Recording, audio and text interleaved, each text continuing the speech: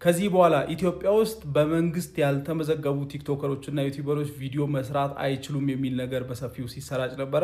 ይሄን ነገር እያጣራው ነበር። መንግስት የሚያወጣውን መግለጫ ቼክ እያረኩኝ ነበረ እና በዚህ ጉዳይ ዲፕ የሆነ አናሊሲስ አስቀምጫለሁ። በጣም ያን ያክል ዲፕ ባይሆንም በደንብ ነገሩን የሚያብራራ ፒዲኤፍ ያዘጋጀሁት አለ። አንዳንድ ሪሰርቾችን እና ኤአይ ቱሎችን በመጠቀም ያዘጋጀሁትን ፒዲኤፍ ዳሎል አካዳሚ ቴሌግራም ላይ አስቀምጬላችኋለሁ። ግን የተፈጠረው ነገር ምን እንደሆነ በደንብ ላብራራላችሁ። እኛ የሰራነው አናሊሲስ ላይ መጀመሪያ ሶስቱን ዋና ይሄ መግለጫ የሚያካትታቸው ሶስቱን ዋና ነገሮች ነው ቼክ ያደረግነው። ይህንን መግለጫ የሚያወጣው የኢትዮጵያ ሚዲያ ኦቶሪቲ ወይም ኤማ ነው። ሶስት ዋና ነገሮችን አካትቷል። ይሄም የመጀመሪያው የአዋጅ ማሻሻያ ነው። ከዚህ በፊት የነበረው አዋጅ ኢትዮጵያ ውስጥ ያለው ዲጂታል ይዘት ፈጣሪዎችን በሚመለከት ምዝገባ በፈቃደኝነት ብቻ እንዲሆን ነበረ። ይሄን ነገር በአስገዳጅነት ወደ ምዝገባ እንዲገቡ የህግ ማሻሻያ ለማድረግ እንደታሰበ ነው።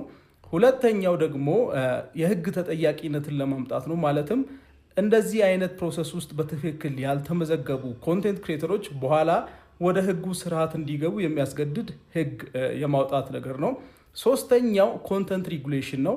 ማለትም የምትሰሩት ኮንተንት ከሀገር ሰላም ጋር፣ ከሉዓላዊነት ጋር፣ ከሰዎች ስም ጋር እና ከተለያዩ ሴቶቻችን ጋር የማይሄዱ ከሆነ እነዛን ነገሮች የመቆጣጠር ነገርን ያካተተ ነው። ሶስት ዋና ነገሮችን አካትቷል።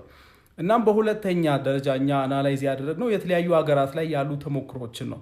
ይሄ ነገር ከዚህ በፊት ሌላ ሀገሮች ላይ ተሞክሮ ኮንቴንት ክሬተሮችን የምር መዝግበዋል፣ ተሳካላቸው፣ ምንድን የተፈጠረው የሚለውን ቼክ ስናደርግ ነበረ። እናም የመጀመሪያ እንግዲህ ከቅርብ ሀገራትን ጀምርና ታንዛኒያ በቅርብ ጊዜ ምንድን የተደረገው ኦልሞስት $300-400 በላይ ዩቲዩበር ለመሆን ወይም ብሎገር ለመሆን ምናምን ትጠየቁ ነበረ እና ይሄ ህግ በጣም ፌል አድርጓል። በከፊልም ቢሆን ማለት ታዋቂና ፌመስ የሆኑ ሰዎችን ኦፍኮርስ የትም ማምለጫ ስለሌላቸው አስከፍለው ነበረ እና መክፈል ግዴታቸው ነበረ። ሌሎችን ግን መቆጣጠር በጣም ከባድ ነበር። አነስተኛ ይዘት ፈጣሪዎችም ያን ነገር ማድረግ አልቻሉም። ሌላኛው ሀገር ደግሞ ኡጋንዳ ናት። ኡጋንዳ $20 ዓመታዊ ክፍያ እንዲከፍሉ ለምዝገባ ማለት ነው። በ10 ሺዎች የሚቆጠሩ ኮንቴንት ክሬተሮች በአካል የትና ምን ላይ እንዳሉ ራሱ ቼክ ማድረግና መመዝገብ በጣም ከባድ ስለነበረ ይህም ነገር ኦልሞስት ፌል አድርጓል ማለት ይቻላል። ኬንያ ላይ ደግሞ በቅርቡ የተፈጠረው ነገር ምንድን ነው? የቀረጻና የፊልሚንግ ፈቃድ እንዲያወጡ ኮንቴንት ክሬተሮች የሚል አስቸኳይ እንደውም በ14 ቀናት ውስጥ ይህንን ፈቃድ እንዲያወጡ የሚል ነገር ወጥቶ ነበር። ይሄም በጣም ብዙ ችግር የተፈጠረው ማለት ስልክ የያዘ ሁሉ ፊልሚንግ ፈቃድ ማውጣት ይኖርበታል፣ እንዴት ነው ይሄ ነገር በሚል በጣም ብዙ ህዝብ እንግዲህ ተቆጥቶ ነበር በጉዳዩና ይህም ነገር ኦልሞስት ፌል አድርጓል ማለት ይቻላል። ትንሽ ሰክሰስፉል የሆነባቸው አገራት ቪየትናም እና ፈረንሳይ ናቸው። እነሱም ጋር የተፈጠረው ነገር ምንድን ነው? ቪየትናም ኮንቴንት ክሬተሮች ሁሉም ኮንቴንት ክሬተር ሆነም አልሆነም ሶሻል ሚዲያ ላይ ያለ ሰው አካውንቱን በናሽናል አይዲ ቬሪፋይ እንዲያደርግ የሚያደርግ ነገር አደረገች። ኦልሬዲ ከፌስቡክ እና ቲክቶክም ጋር ይሄ ነገር በውስጥ ሰርተው ማለት ነው። ይሄ ስኬታማ መሆን ችሏል። ነገር ግን በዚህ መንገድ ቬሪፋይ ካላደረጋችሁ ላይቭ ስትሪም ምናምን ማድረግ አትችሉም ማለት ነው እና ይሄ የተወሰነ የህዝቡን በነፃነት የመናገር መብት ገድቧል እና የተለያዩ ሰዎችም ሀሳባቸውን በነፃነት እንዳይገልጹ አድርጓል የሚል ወቀሳ ቀርቦበታል። ነገር ግን ሰክሰስፉል ሆነዋል ማለት ነው። ፈረንሳይ ላይ በደንብ ሰክሰስፉል ሆነዋል። ሶሻል ሚዲያ ላይ የሚሰሩ ኮንቴንት ክሬተሮች የሚሰሯቸውን ማስታወቂያዎች በስንት ብር እንደሰሩ፣ መቼ እንደተዋዋሉ እና እነሱም ማንነታቸው ማን እንደሆኑ ኮንቴንት ክሬተሮቹ በደንብ እንዲያሳውቁ የሚያደርግ ነበር።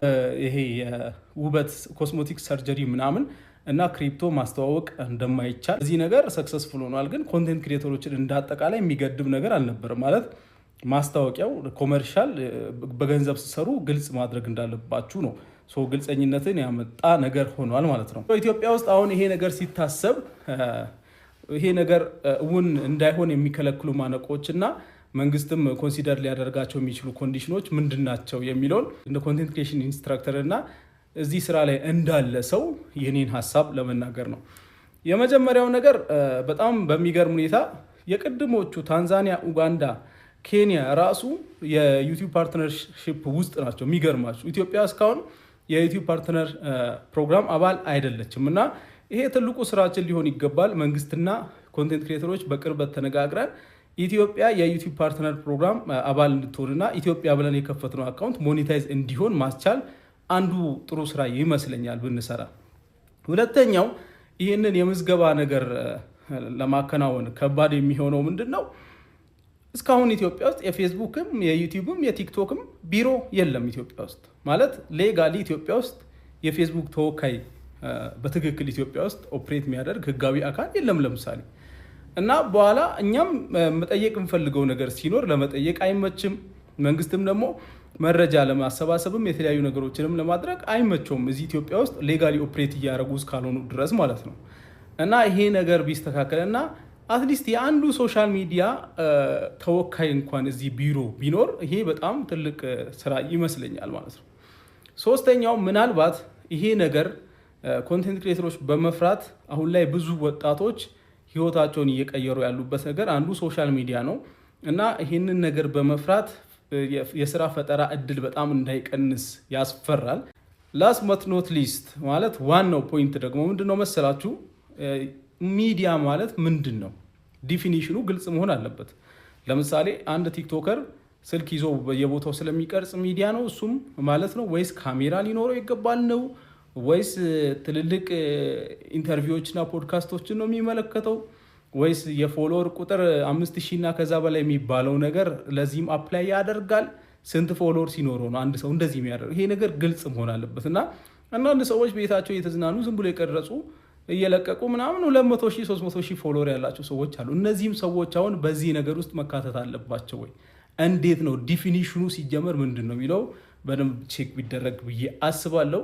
እና ከመንግስት ጋር ነገሮችን በቅርበት ለመስራት እኔም በጣም ዝግጁ ነኝ። እኔም አካባቢ ያሉ ሰዎች ሁሉንም ነገር ከመንግስት ጋር በመነጋገር ለመስራት የሚያስቡ ኮንቴንት ክሬተሮች ናቸው ያሉት ባይዘው እና ይሄን ነገር ግን በቅርበት ተነጋግረን መፍትሄ ቢፈለግ